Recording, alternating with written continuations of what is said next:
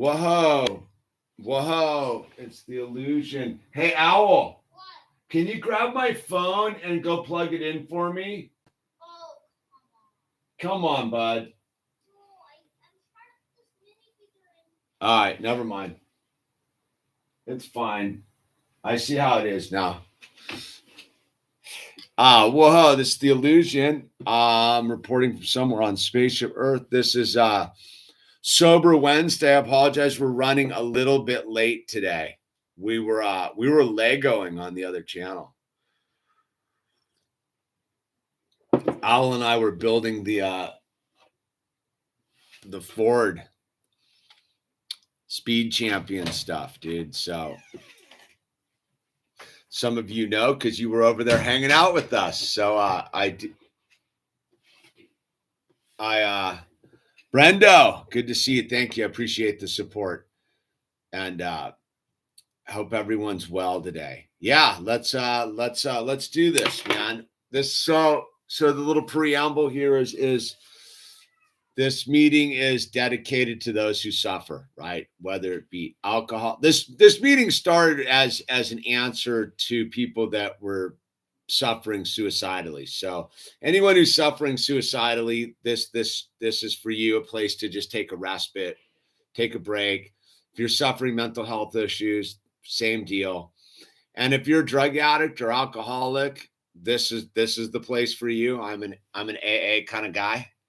But this is not an AA meeting in any way, shape, or form. This is just an hour we have dedicated and chipped out of typical live streaming for those who suffer, so they can come here and feel part of something, know there's a solution, know that all problems are temporary. So whatever your affliction is, whether it's overeating, over loving, over gambling, over debting, over all of it, don't become so over all of it that you end all of it, right? So we normally open this up with the serenity prayer, which really kind of gets down to the juxt of the whole thing. God, grant me the serenity to accept the things I cannot change, and the courage to change the things I can, and the wisdom to know the difference. Amen. The wisdom to know the difference. It's one of those prayers that like you kind of underestimate it until you get to the part where you're like, the wisdom to know the difference. 6 months sober, dude. Brendo, congratulations, man. 6 months sober. You're halfway around the sun, my brother. Super stoked, man. Super stoked. And Stavaco Gaming, I appreciate it, man. Here, let me, Brenda, let me throw you a little. The only milestone I can throw your way right now, dude. How about I give you a 6 month wrench? And congratulations. That's the real deal in this time and age right now to have got 6 months sober, dude. That's beautiful, dude. That's encouraging, man. So with that said, this isn't, like I said, this isn't an AA meeting. Day 106, no alcohol, adrenaline junkie, dude. Good for you, dude. 106. Beautiful, man. Triple digits, day by day, one day at a time. That is beautiful. So the one thing we do take from Alcoholics Anonymous, besides our one day at a time, is chapter 5, how it works, from the big book Alcoholics Anonymous. This is not an AA meeting. Brenda, oh man, thank you. I appreciate that that pink there, dude. And super kind of you. Chapter 5, how it works. How it works. Rarely have we seen a person fail who has thoroughly followed our path. Those who do not recover are people who cannot or will not completely give themselves to this simple program. Usually men and women who are constitutionally incapable of being honest with themselves. There are such unfortunates.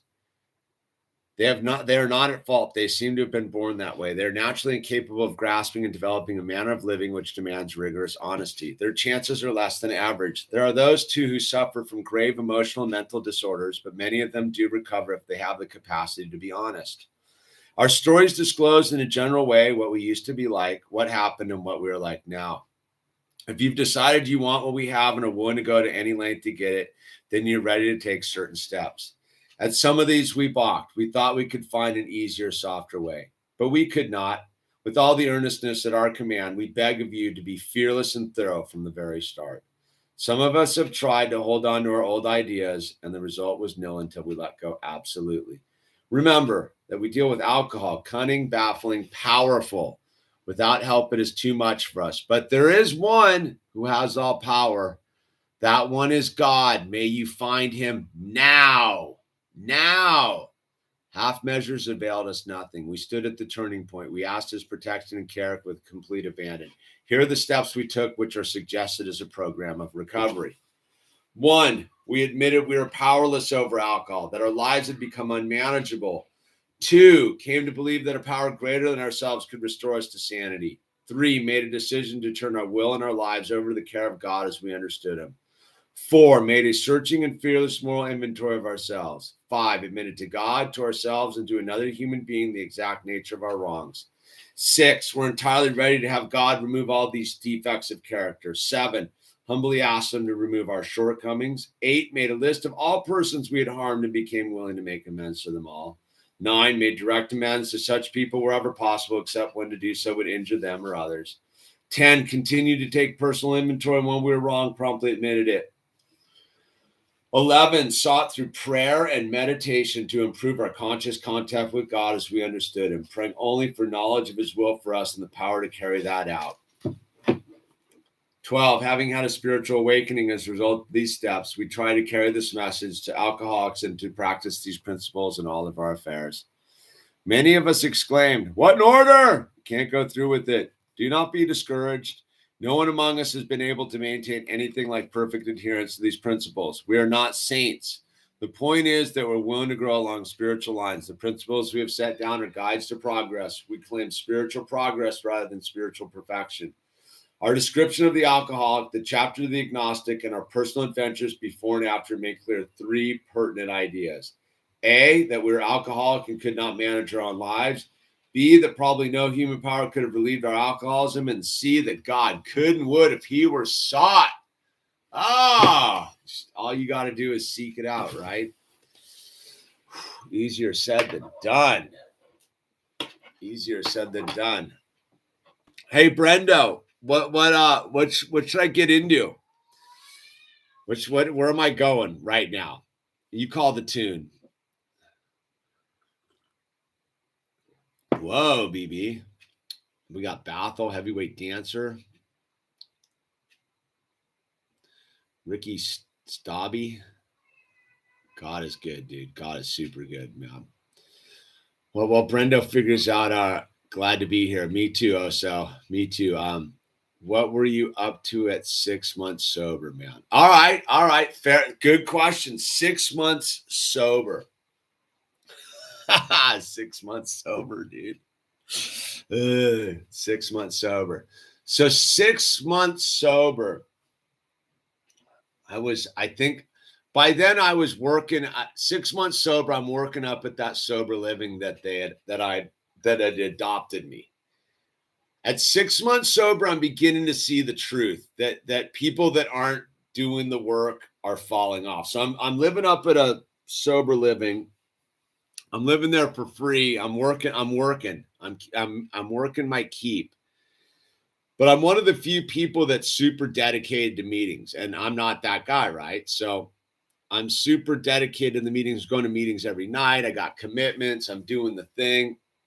So I'm living up at this sober living, and there's a whole cadre of like super wealthy kids and people living there, right? Like super, like they got their pocket stuff. And at this time I got nothing, dude, still. I don't even have a car at the time. I was carless, my card blown up, or maybe I'd gotten the Volvo by then. Terra Cruiser 1. So I'm up at the sober living. I'm doing my thing. And all I know is nobody, me and this one kid are the only dudes that are going to meetings. And everybody else has got an excuse why they can't go to the meeting. I got to go to the gym. That's what I used to hear. I got to go to the gym. I got to work out tonight, dude. I used to hear that all the time, like why they couldn't go to a meeting. I got to go to gym, but what have you been doing all day? Oh, I don't know, but like it's meeting time now. I got to go to the meeting, right? I mean, I got to go to the gym. So I began to really notice at 6 months, because I'm feeling better at this point, right? Like I'm feeling better. I'm feeling pretty stable. I'm doing the thing. I'm like Johnny sober guy, like, yeah, gung ho. So yeah, I'm into it. And I'm going to meetings. I see what it looks like when people don't go to meetings. There's a level of chaos at the sober living from people that are just out of their minds, crazy, doing anything but getting, like, trying to get sober, just being victim consciousness on full display. So I'm pretty solid in the deal. And it's right around 6 months, I start getting antsy. I'm like, I feel good, right? Like for the first time in like a decade plus, I feel like healthy and fit and like, yeah, yeah. And I'm starting to get antsy. Like, what do I do now? Like, what am I supposed to do? Like, I'm fired up. So this is all in this sort of a blurry. This could be 6 months, could be 8 months, could be 5 months, somewhere in that window. Somewhere in that window is when I'm driving back with my spiritual advisor, my sponsor, Joe, and I'm driving back to the sober living, right? And I'm like, I'm going to join the Marines. I tell my God, I'm going to join the Marines because I was 40 then. I think you can enlist in the Marines till you're 42, right? I was like, I'm going to join the Marines, man.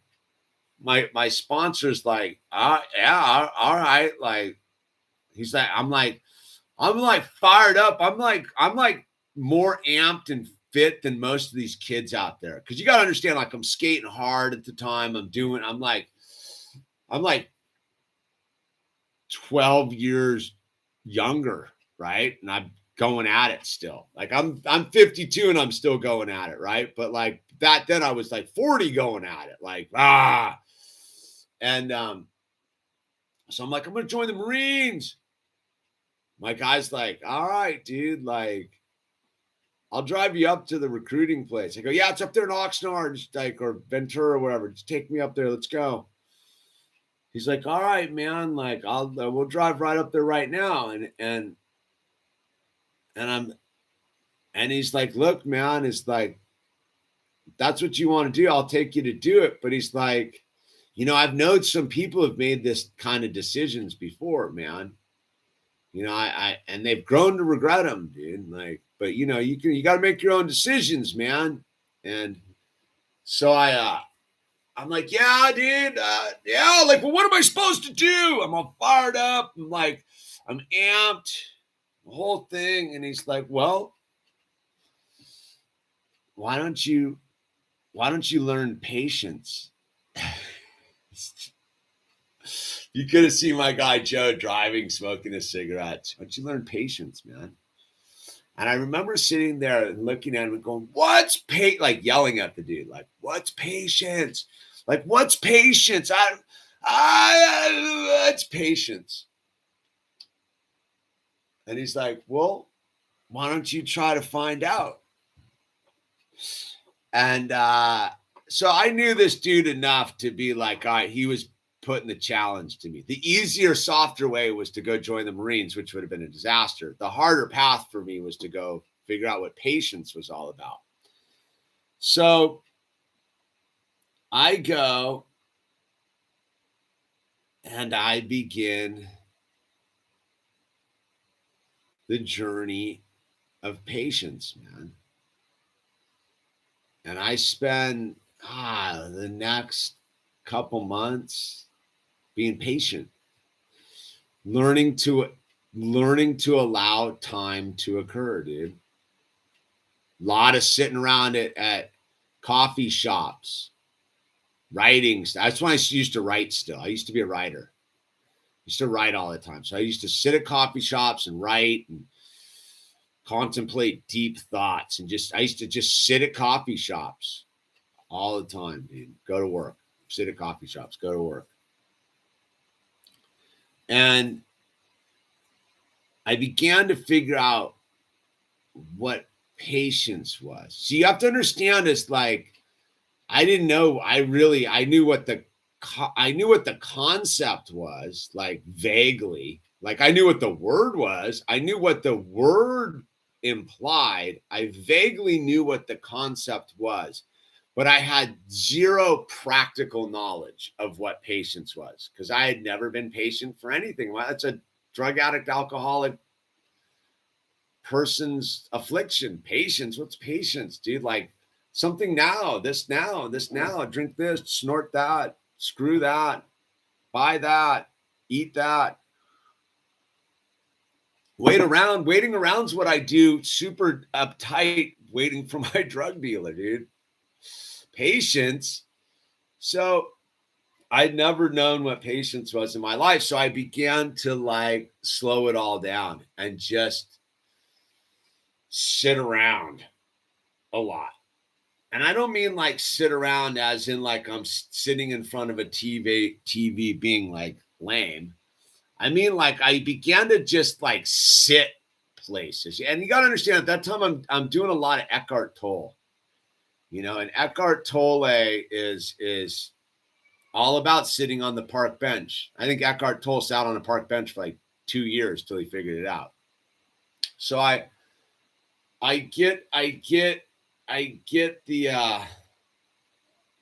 start to figure it out after a while. And a lot of interesting things occur in that window where I begin to learn not to react to stuff. I begin to not need to respond immediately. And at the same time, I'm studying. I'm doing a lot. I'm doing Course in Miracles work. I'm doing a lot of like self-reflection. I'm doing a lot of like studying of God space, right? And I'm also with Joe, who like is the teacher that none of this is real, dude. He's really like tuned in. He's like, dude, none of this is real. Stop reacting to, because he was a huge Course in Miracles guy, dude. A Course in Miracles, man. An interesting book that is. And he was way into it, like super into it, got it, understood it. And so I remember this time I was just doing one of my like hanging out at the coffee shops, writing, doing my thing, introspecting, doing just gaining time. Like patience is like gaining time, right? Because most people think they're wasting time. Some of the interesting thing I found is like how much time you can gain by being patient, right? Instead of rushing, right? Haste makes waste. So I remember I'm sitting, I call him up and I go, dude, he's like, what are you doing, dude? And I'm like, well, I'm trying to like bend the tree with my mind. I'm trying to because I can see it, I can see the layers and the connectivity and the whole thing. And, because it's all about the connectedness, right? And I'm trying to like bend the tree with my mind, dude. Like I'm sitting here focusing. I got it. He's like, well, why are you trying to do that? And I'm like, well, I want to see if I can bend it with my mind, dude. You got to understand, the Matrix was a big part of early sobriety too. We used to watch that thing all the time, dude. And that other movie, the Guy Ritchie movie, Revolver, dude. We used to watch that one a lot too. The Guy Ritchie movie, Revolver, I highly recommend, with Andre 3000 and the whole thing. That movie will bend your mind, dude. But so he's like, why are you trying to do that? And I'm like, well, I want to see if I can. And he's like, instead of seeing if you can, why don't you just stop bothering trying to do stuff like that and just realize it is? And I'm like, well, what are you talking about, man? He's like, look, dude, like the goal's bigger than that. The goal's not about bending the little token tree over there with your mind. And he's like, it really was like there's no need to bend the tree, dude. Like, because the tree isn't real, dude. You got to bend your mind, dude. And he was like teaching me all this stuff. And he was basically going, look, the way to bend time and space is this patience thing, dude. And if you can learn to be in the patience, right? There's one who has all power. There's that one is God. May you find him now. May you find him now, right? Well, you can't find God now if you're not patient, because the patience isn't like sitting around and waiting. It's the exact opposite almost. It's very interesting. So I spent that phase at like 6 months sober learning patience, if that helps out. Like that was my mission. I wasn't tripping on drugs and alcohol anymore. I was rocketing to the fourth dimension, man. I always trip on that line, dude. What's up, page 25, dude?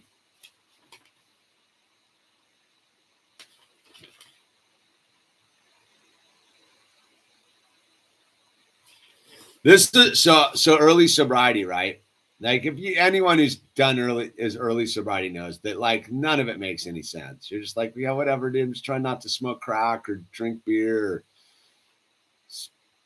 get in bed with weirdos or whatever it is you're doing, right? But I did hear this, and this is the line that changed my life, dude.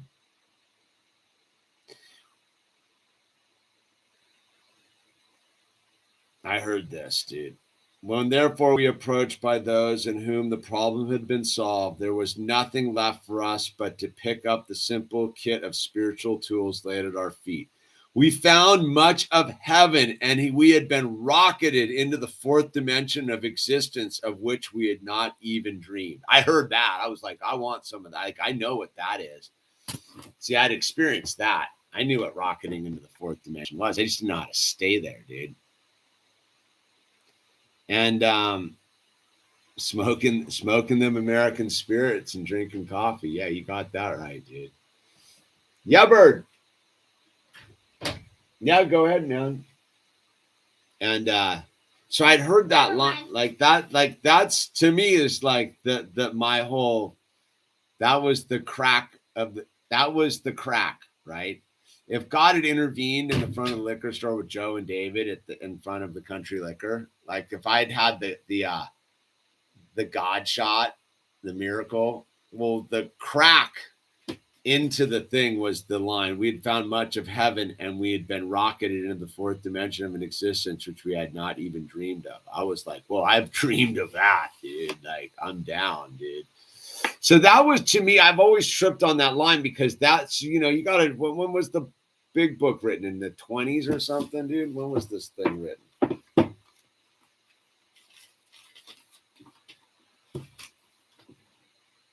1939, dude. Copyright 1939. When I read that line, to me, that was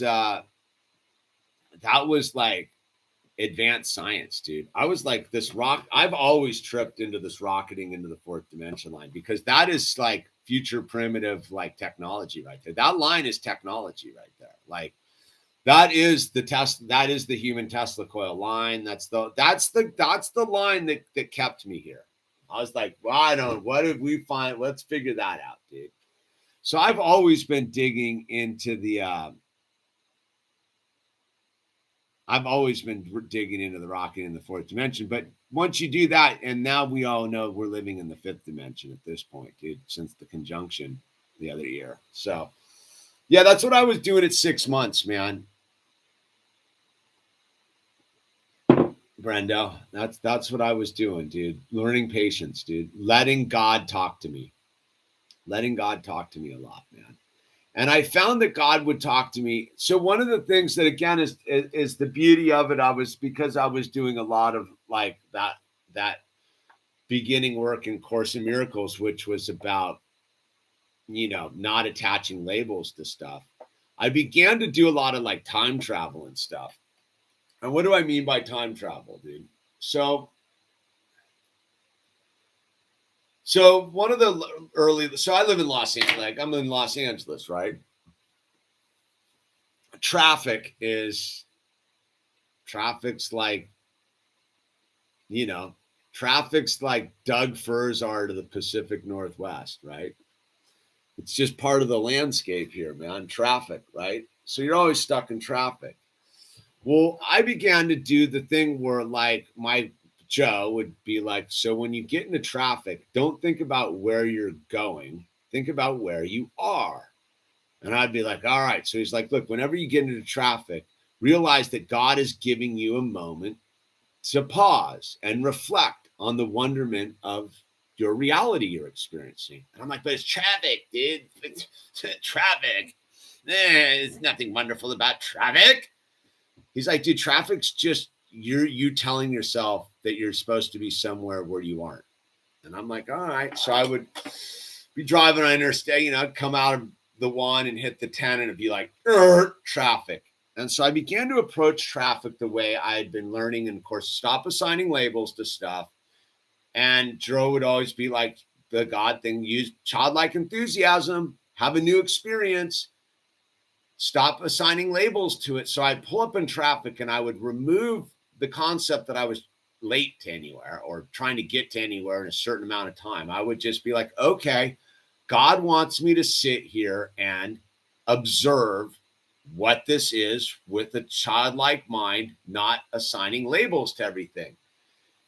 And I'm telling you what, man, I used to have some fantastic experiences where I would just begin to look at the shapes of tail lights and the cars and a sort of, what's that? What's the art form where it just all the blocks and like almost like a cubist perspective, where I would just, instead of seeing cars and traffic, I would just see squares and circles and colors, and I would just look and I would see like the crazy city doing its like thing, and I would just observe it. I wouldn't assign labels to it. I wouldn't be like, that's a car sitting in front of me going no miles an hour.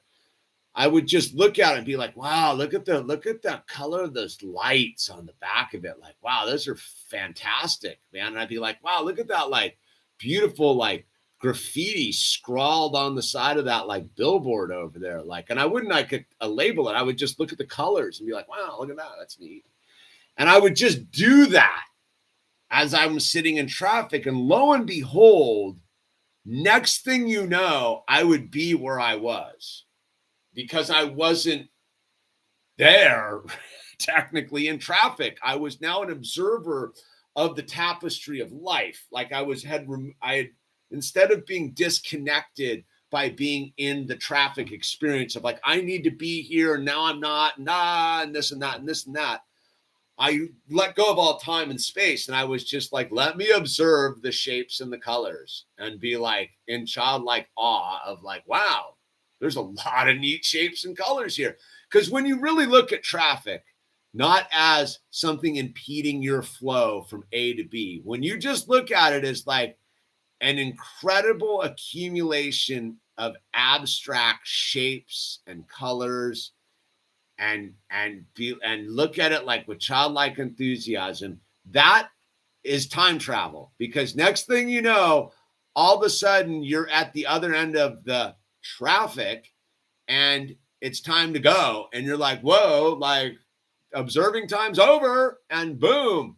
So what I began to realize is through patience, I was able to compress time by my observational habits of not assigning labels to what I was observing, right?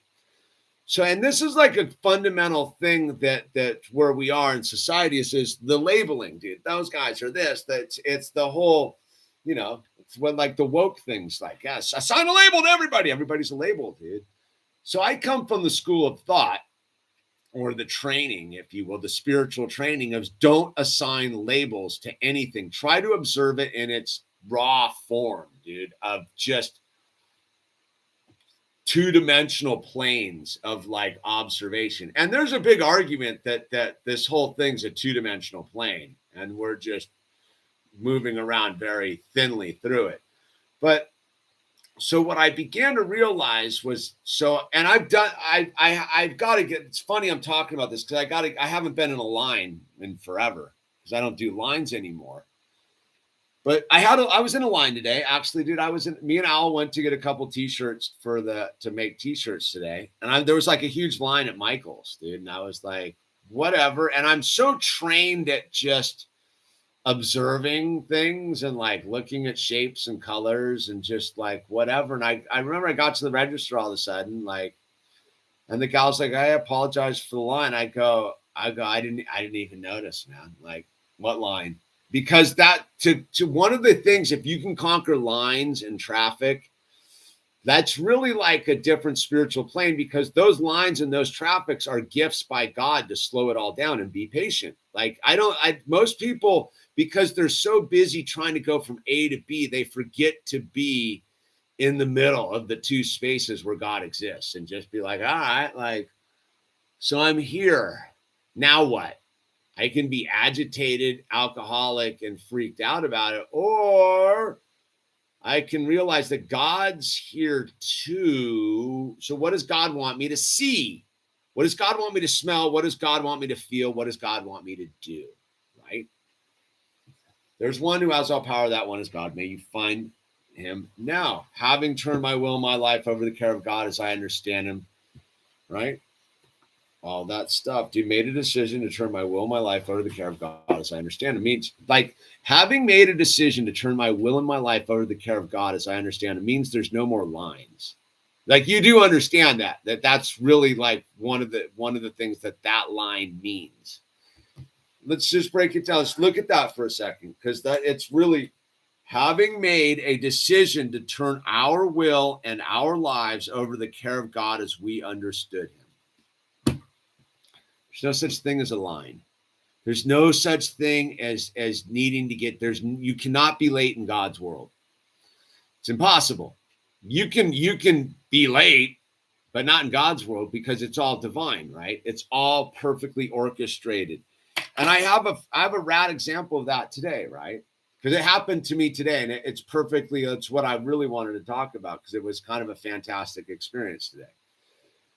So Al and I were like, we kind of planned out our later afternoon thing. We're like, we're going to ride our bikes up to the market to get some Lily's chocolate bars for our s'mores. We're going to have s'mores after Sober Wednesday, after we build our Lego set on the Lego channel. So we had our whole thing kind of mapped out from like 3:00 on. So we hop on our bikes and we're riding. We get like halfway to the store, about a mile from here, maybe half a mile, something like that. And I'm like, I forgot my wallet, dude. So I'm like, we're going to have to ride back to the house, get my wallet, dude. He's like, all right. So we ride back to the house, we get my wallet. So, it's all said, 15, 20 minutes of oops. And we get to the Sprouts Market, right? And I'm getting our chocolate bars and a thing of mayonnaise, dude, and like whatever. And I see this gal in the aisle, right? And I'm like, I know this woman. I'm like, hey man, it's been like a year since I've seen you. So this woman I had bumped into randomly a year ago, and this was back when everybody was still wearing all the cloth all over their head. And she was like debating it. And I go, dude, you don't need to do it anymore. It's fine. Be free, dude. And she's like, really? And we got into we were these two people standing in the middle of Sprouts Market a year ago, free facing, talking. And we had this like fantastic conversation for like an hour, dude, standing in the middle of the supermarket. So I see her again. It was funny because I'd been thinking about her recently. I was like, oh, Robert, that gal. So there she is, right? And I'm like, hey, how's it going? She's like, yeah, it's been great. And I go, so what's going on, man? And she's like, so all of a sudden she's like, she needs to talk to someone. Because you understand that like we're in Southern California where it's a freak show here. Like there's very few of us that are out being free. So she's like, I want to talk to you, man. Like she didn't say I want to talk to you. She just starts talking. And I'm like, all right. And she just started telling me some stuff that she needed to tell someone. And I just give her the big talk about, you got to love that person. It's about another person in her life. I go, you got to love that person. Like your job's to love them right now. They're not lame. You got to love them, dude. Yeah, they didn't make the same decision I made and you made, but like they're good people. So you got to go love them and vibrate love at them and radio, like, you know, the whole thing. And so I'm talking to her and Owl says something and I go, you know, Owls always are they on the same page as us? And I go, yeah, she's on the same page of us. And I go, you know, what's interesting, Owl, is if we hadn't forgot my wallet, we wouldn't have been talking to this woman.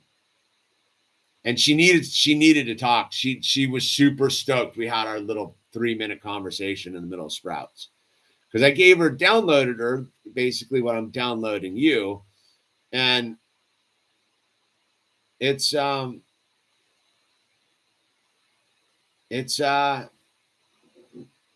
wouldn't have happened if I hadn't been aware of it, right? So one of the things I've learned with patience is there really are no mistakes anymore. It's all God's show. And if you turn your will and your life over to the care of God as you understand him, you're not worried about, that doesn't mean you're late either, dude. Like that's what I would also say is like, God also gave us clocks too, to show up on time. So I'm just saying is patience is a thing, dude. It's real. Right. Paraplegic, man. I'm glad I can start now, dude. And I'm sorry, I wondered if what was okay. It says nowadays. No, go 2 weeks, dude. What are we yapping about?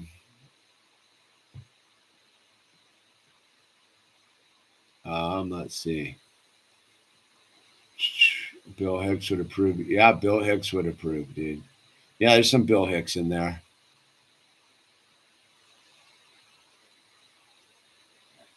Uh-huh.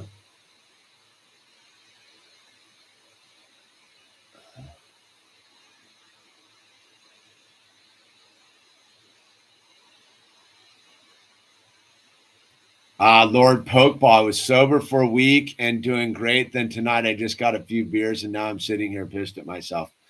Yeah, you're sounds like, look, dude, I'm gonna just say that, yeah, what Eugene said, dude. Don't be too hard on yourself. Is look, dude, white knuckling it can only get you so far, man. The success rate of maintaining sobriety one day at a time without a support squad, the odds greatly diminish if it's one verse world. But the fellowship, having a fellowship is what it's all about. You need to be accountable to somebody to stay sober in the beginning. I don't know how anyone does it without like a bunch of gnarly people around them and a bunch of accountability, dude. Like that's what I'm saying. Like I never would have stayed sober if I hadn't been with those dudes who were gung ho and just like, yeah, you can join the Marines if you want, but you probably shouldn't. You know, those dudes like David and Joe and this other kid, like, and some other people, like those dudes kept me on the straight and narrow, dude. Not because I was in any way sane or compliant. They just were like, they told me what you need to hear as an alcoholic. Like, go ahead, do it, dude. See where it gets you. And you'd be like, well, you mean you're telling me you're not trying to stop me? No, we're not trying to stop you, dude. If you want to go drink, dude. Like, get it on, dude. Go do what it is that you think you need to go do, dude. But we'll be here, kind of thing, dude. It's that weird thing. You need some people to be sober with, dude, that already know how to be sober. Sobriety is not about not drinking. Just so you know, Poke. It's not about not drinking, dude. It's about finding a relationship with God of your understanding, dude. And God is where two or more are gathered, there he is, dude. It's like that thing is like if not drinking's your goal, it's a pretty easy goal to achieve unless you're an alcoholic. And if you're an alcoholic, look, if you don't want to drink and you can stop, that's radical. Good for you. But if you're an alcoholic and you want to stop drinking, it's all about getting closer to God, dude. It was never about drinking. It was always about God. I know people that drink like lunatics and then they're like, yeah, I'm done. And then they stop. Because they're not alcoholic, because they don't need to go find God like we do. If you know, it's that thing of you have to want it like a drowning man.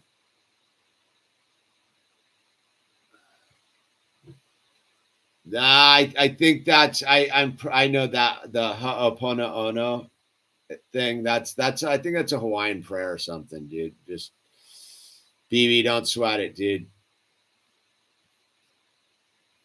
I'm pretty sure that's a Hawaiian thing. So yeah, not drinking absolutely helps your sobriety. It's funny how that works, dude. It's like phase 1, man. Put the drink down, dude, but you got to fill your glass with something else, dude. Like, that's the thing. Like, if you don't fill your glass with something else, you might as well just go and drink, dude. And the only thing that really you can fill your glass with is another addiction or God. So, like, it's that thing. It's like if you're at that crossroads of it all, like, you've only got one way to go. It's misery or God, and the possibility of a super rad existence, man, moving forward. And it ain't easy. Let me not sit here and blow smoke, dude. Early, dude. That 6 months, I'm gonna join the Marines and stuff. Like, it was, I think back on it, was pretty good though. But I don't remember. I remember for me, year 2 and 3 was a lot harder. Year 1 was just hand-to-hand combat with sobriety, dude. You know? Sugarholic. Yeah, sugar's brutal, dude. I've been really cutting back on the sugar. I've been doing pretty good about it. But yeah, it ain't easy, dude. What else we got, dude? What else we got?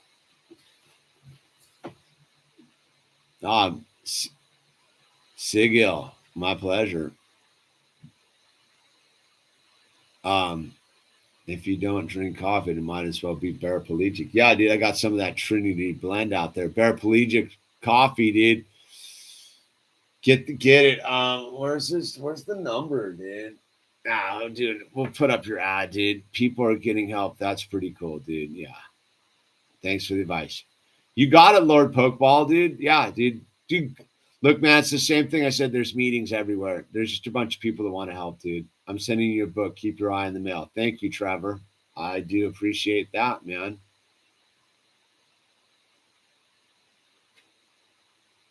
DB.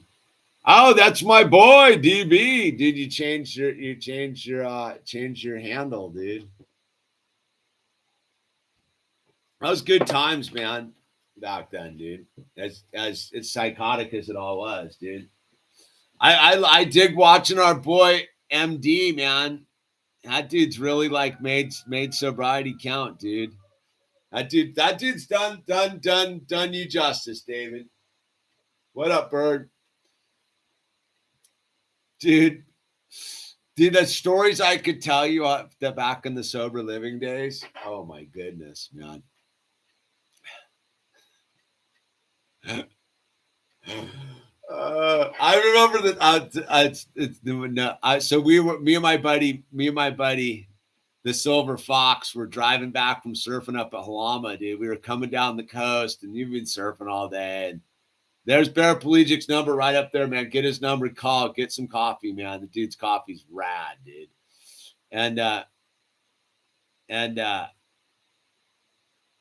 And so me and my buddy, the Silver Fox, it's in that same window, 6 months ish. We're driving down the PCH, heading back to the sober living, dude. We start getting passed by all these like fire trucks and ambulances, dude. And I look over at my buddy. I go, I bet they're. I was being a smart ass, dude. I go, I bet they're going to the sober living, dude. He's like, yeah, probably, dude. We're joking, you know, surfer stuff, dude. Been surfing all day. We pull up in the sober living, and sure enough, dude, there were all these fire trucks and ambulances up there. There was this woman locked in a bathroom trying to kill herself with safety scissors, dude. It was like it was like, I'm gonna do it. I got the scissors, but there was like they're safety scissors, dude. They're like, the ones for the little toddlers, dude. And they're like, just open the door. It was like a whole thing. I remember, dude. I remember a lot of people sweating, dude, that night, dude. You remember that? You remember that, dude? That was good, dude. The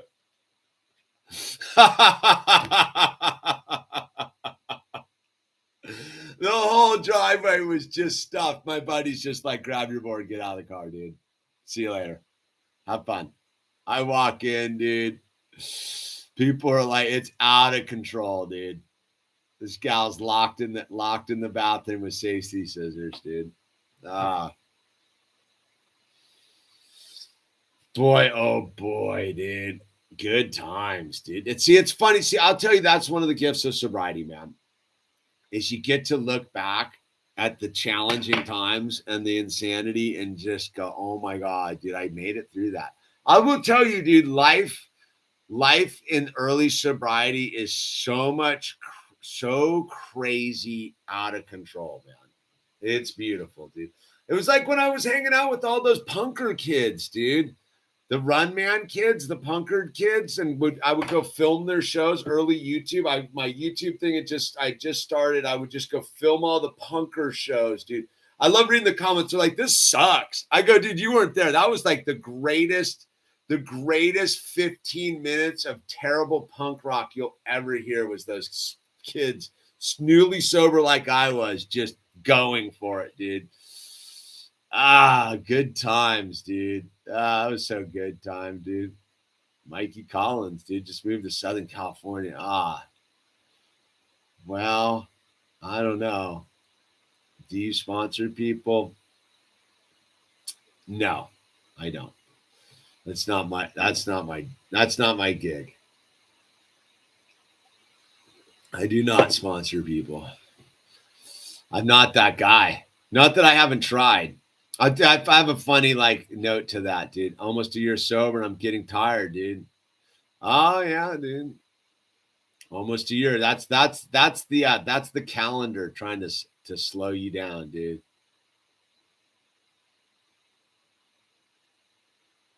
That's the calendar trying to take you off, dude. Run Man surf movies. Yeah, you know, J-Do. You know, dude. And what are you down San Diego? What are you down San Diego, Laguna or something? Orange County, Mikey. They sure ain't doing that up here in LA, dude. It was Halt, Hungry, Angry, Lonely, Tired, Halt. I was just about to get into something funny, dude. The punker kids. Santa Monica. You're LA County, dude. They ain't ending that anytime soon, dude. I don't know. Mikey, you might think that's the case, but as last I heard, Barbara Ferrer is keeping it in place in LA County for a while longer, dude. Yeah, I hate to be the bearer of bad news, but for those of us who don't comply, it doesn't matter anyhow, dude. You can keep your mandate. We're wrong channel. Sorry. Anyway, and so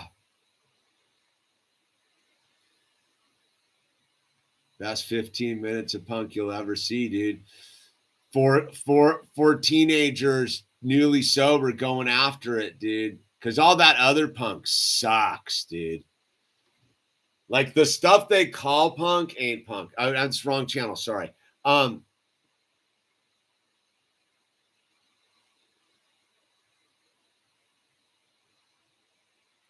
Anyway, dude. I forgot what I was gonna go. We're totally off track right now. So anyway. Oh, sponsor. Thanks, BB. So no, I don't sponsor, right? So I've sponsored a couple dudes. I've done the whole thing, and so this is how it worked. Is I would sponsor like people, right? And I'd be like, all like, yeah, dude, like, call me and we'll do the steps and the thing, dude. Like, you know, do that, get on the knees and do the third step prayer and all that stuff. And it'd always get to the fourth step and they'd bone out. Like, I'd be like, let's do the fourth step. Come on, dude. Let's get it done, dude. Let's do 4 and 5. Let's move through this. Let's get it done. Let's get it done. And everyone bone out at that thing. Oh, I forgot about this kid I was sponsoring, dude. The last I heard from him, he was like in a shootout in a crack factory in Alabama or something. Dude, he called me. Dude, that's the hottest. I forgot about it. I was sponsoring this kid from this rehab. He went AWOL. He calls me up, dude, and he's like in the middle of a firefight, like literally like with the cops and the thing. And I'm like, so what should I do, dude? I go, bro, you got to turn yourself in, man. Like, I don't think you're going to get out of this situation, dude. And the last thing I remember, someone sent me the article. He like lit the place on fire and spend the rest of his life in prison, dude. All time, dude. This dude was a good kid, but he had just that hillbilly madness, dude. I don't know what that is. He wasn't like a real drug addict. He was just a lunatic, dude. Yeah, called me from the middle of the firefight. I completely forgot about that till right now, dude. What was that kid's name, dude? I liked him too, dude. He used to call me like when he broke. He would call me like every 3 weeks, every 3 to 6 weeks, and just be like, "Yeah, dude, like I'm gonna get sober. I'm coming in, dude. I got this chick pregnant, dude. It was always I remember he called me once. He's like, I just was in a high-speed pursuit and I ditched the car in the woods and I'm on the run, dude. Like this guy was, I'm telling you, dude, getting sober is worth it just to hear the insanity of people who've decided to chuck it in, dude. It's all time, dude. I could now that I'm thinking, because I don't really think about. I'm not a dwelling in the past kind of guy, dude. I think about those first couple of years of sobriety when I was so Johnny on it. Like I was super sober guy, dude. No, he was in a Mustang, dude. I remember he was in a red Mustang, dude. When he did whatever, ran from the cops and thought he could get away, and God knows Hillbillyville, wherever, flyover America, dude. Thought he was going to, and his parents were super rich. That was the thing. His parents were super rich, and he just had fistfuls of cash, but he was a hillbilly, dude. He was like one of those, what were those ACL twins or whatever those dudes, the weirdo brothers, like one of those kind of guys, dude. Just like, this is 10 years ago. So it was like when all that weird hip hoppy freaking hillbilly stuff was 3-8, 3-6 mafia type of people, dude, drinking purple sauce and shit, getting crazy, dude, on the lean, man. Dude, that guy, dude, at least that guy went down hard, dude. Went down hard. I remember hearing the pops, pop. I don't know what to do, dude. Like, you gotta turn yourself in, bro. I don't think you're getting out of that one, dude. You're gonna have to get sober in prison, brother. To tell you, dude. I think this is the last call you're making to your sponsor. I'll send a letter to the judge. You're a good kid. But anyway, so sponsoring, yeah. So I would sponsor people, and it would come to the fourth step, and they would always balk. And the only 3 dudes that actually stayed sober are dudes that fired me.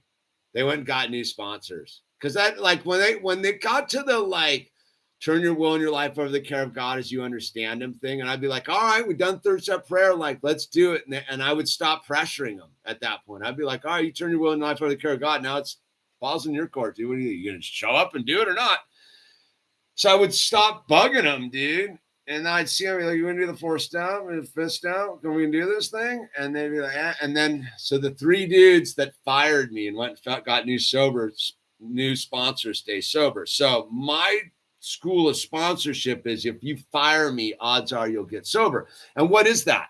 What is that about? Because if anybody's going to hold back your sobriety, if your sobriety depends upon another human being, you're screwed, dude. You got to want sobriety because you're dying, dude.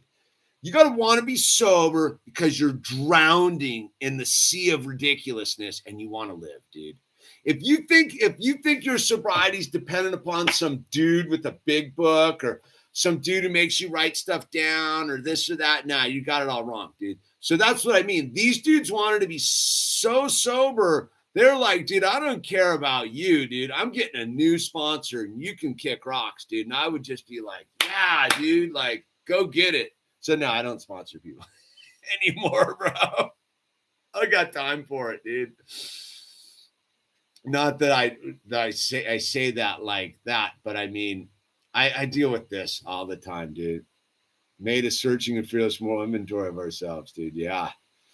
Yeah, David B. You know that, my brother.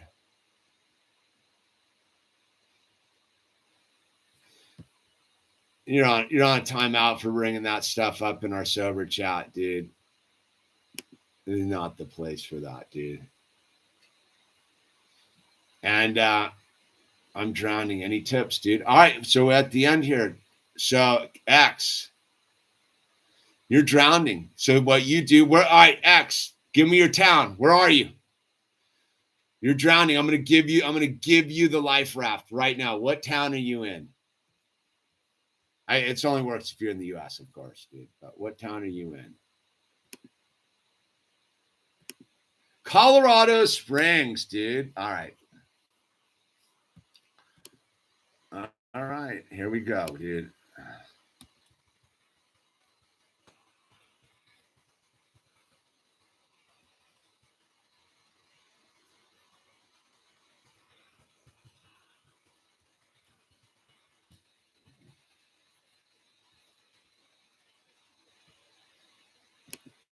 All right. So you go to Colorado Springs AA.org, dude. And right here, let's go. Let's see. Find a meeting, dude.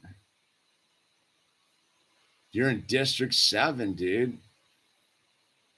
There is a meeting at 10 p.m.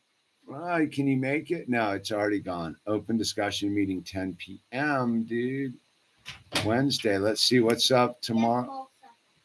I got 12 seconds. So here you go, dude. All right. Copy.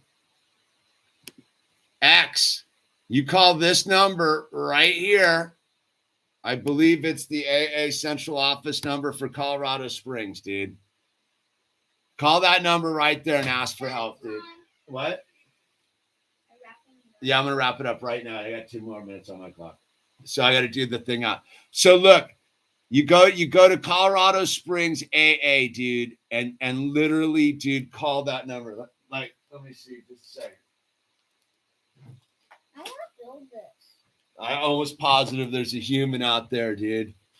And the suicide prevention number we always like to give out if you're suicidal and you think that you're gonna. I gotta wrap this up, Bert. What's up?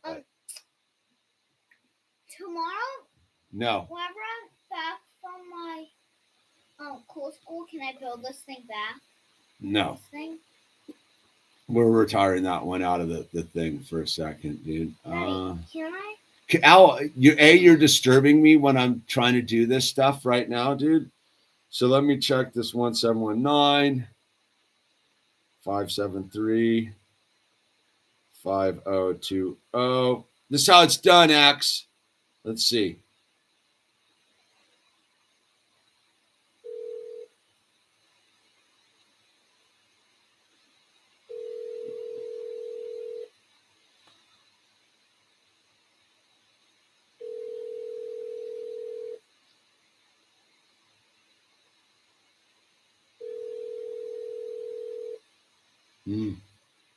Hope it's not a non. We are not available. Ah.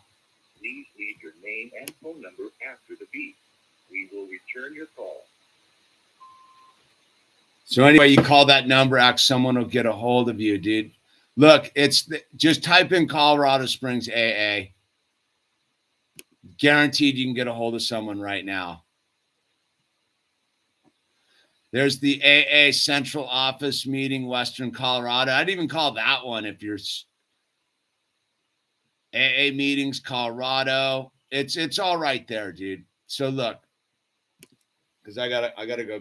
This dude wants marshmallows, s'mores, right? Is that what you were here about? I need to tell you something. What do you need to tell me, dude? After I get back from, how about the day after Cool School Day?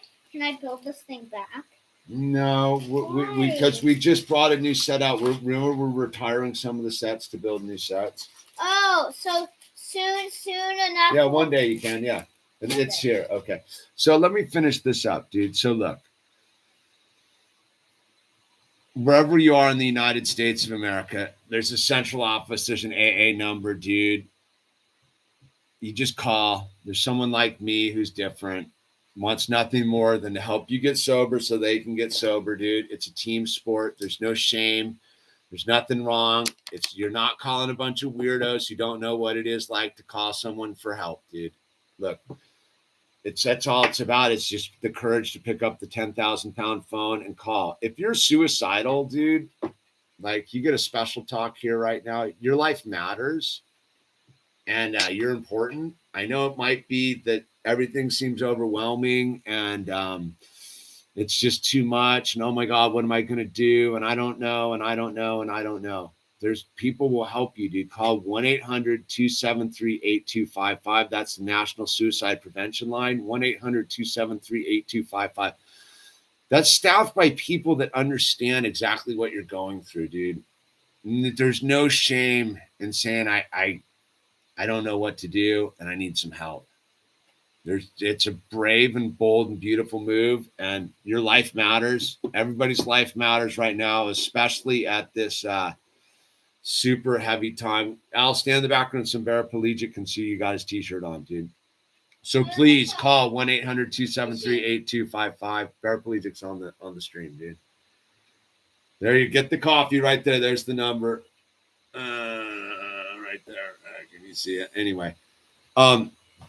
And if you want to get sober, AA Central Office, your town, United States of America, there's a number, there's meetings. Just go, just show up and go, help. Dude, literally, dude, walk into an AA meeting and just go, help, dude, help me, dude. And people will like flock to you, dude. Okay. So with that said, thanks for hanging out Sober Wednesday. I love you all. Stay strong. We'll be back here, God willing, next week for another roundup, dude. Brendo, congratulations. Everyone who's doing it one day at a time, you're beautiful. This is all worth it, dude. So have a beautiful, beautiful night. And